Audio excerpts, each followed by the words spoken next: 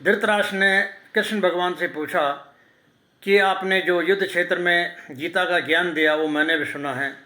आपने कर्म प्रधान बताया और कर्म का फल भोगना ही पड़ेगा। तो जो मेरे दो बच्चे थे दुर्योधन और दुशासन, इनके तो कर्म खराब थे, इन्होंने खराब कर्म किए थे, तो इनका तो मुझे पीड़ा तब झेलनी पड़ी। लेकिन जो मेरे 98 बच्चे, जो 98 बच्चे और दूसरे मरे, उनका क्या क्या दोष था, उनकी मृत्यु क्यों हुई है? तो कृष्ण भगवान ने कहा कि ये सत्य कहा मैंने कि कर्म का फल भोगना पड़ेगा। राजा, आप पिछले जन्म में भी राजा थे और आपके राजपाट में एक साधु था। उस साधु के पास एक हंसों का जोड़ा था, जो कि साधु ने उस हंस के जोड़े को अपने बच्चों की तरह पाला था, और उसी बच्चों की वजह से उसने कहीं तीर्थ यात्रा कर नहीं पाए। जब वो साधुओं का गुरु एक बार उनको साधु से मिला तो उन्होंने कहा कि आपने कोई यात्रा नहीं कि आपको यात्रा पे जाना पड़ेगा। तो उन्होंने कहा कि महाराज, साधु ने कहा कि महाराज, मेरे पास एक जोड़ा है बच्चों का और मैं अपने बच्चों की तरह इनका लालन पालन किया है और इनकी वजह से मैं कहीं जा नहीं सकता हूँ। तो उनके गुरु ने कहा कि आप अपने राजा से बात करो। तो साधु ने राजा से बात किया और कहा कि आप महाराज अपने तालाब में इनको, जब तक मैं यात्रा नहीं करके आता हूँ तब तक आप इनको तालाब में रहने दो। तो राजा ने उनको विश्वास दे दिया कि हाँ, आप मेरे तालाब में रहने दो और यहाँ रह लेंगे और हम देखभाल करेंगे। लेकिन जब वहाँ पर उनको देखा राजा ने एक बार, तो उसने अपने वजीर से पूछा कि मैंने सब चीज़ का, हमने मांस खाया है, सब चीज़ की शिकार किया है, लेकिन ये जो हंस है हमने इनका शिकार नहीं खाया कभी। तो वजीर ने कहा कि इसमें कौन सी दिक्कत है, हम ये लाते हैं अभी और बनाया। उसने एक हंस को लेके आया और बच्चे को, उसको जो हंस का बच्चा था उसको बना के खा लिया। तो राजा को बहुत आनंद आया, इसमें बड़ा स्वाद आया उसको, और वो हर बार ऐसे करते करते उसने 100 बच्चे खा गया जब तक साधु वापस आया। और साधु को इससे बहुत पीड़ा हुई। साधु ने उस राजा को श्राप दे दिया कि तुझे भी अपने बच्चों की पीड़ा झेलनी पड़ेगी और तेरे भी ऐसे बच्चे मरेंगे जिस प्रकार तूने मेरे हंसों के बच्चों को खाया है, और वही पीड़ा तेरे को जो है, इसलिए तेरे ये जो 100 बच्चे ख़त्म हुए हैं। और इसका कोई, जो गीता में मैंने कर्म प्रधान बताया कि कर्म का फल भोगना ही पड़ेगा, तो ये इसलिए सत्य है।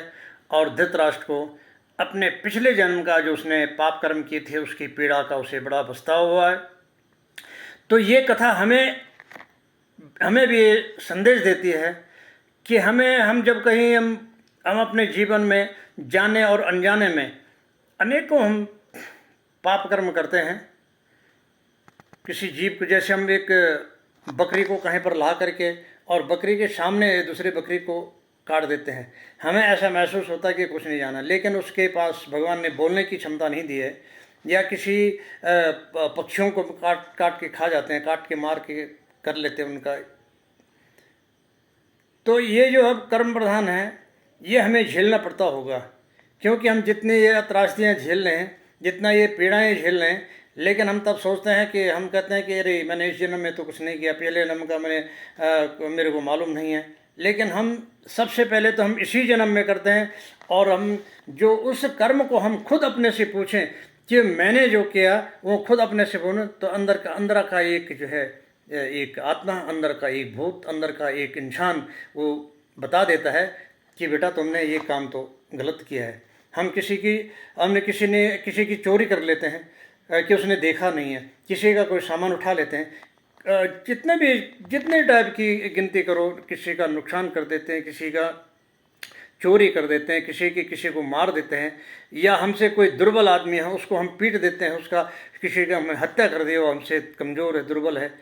या जितना भी हम ये जो जीव हत्याएँ करते हैं, और उसका हमें ये कथाएँ, ये ग्रंथ में जो कहानियाँ लिखी हुई है, ये हमें इसकी संदेश देती है कि हमें अपने कर्म झेलने पड़ेंगे।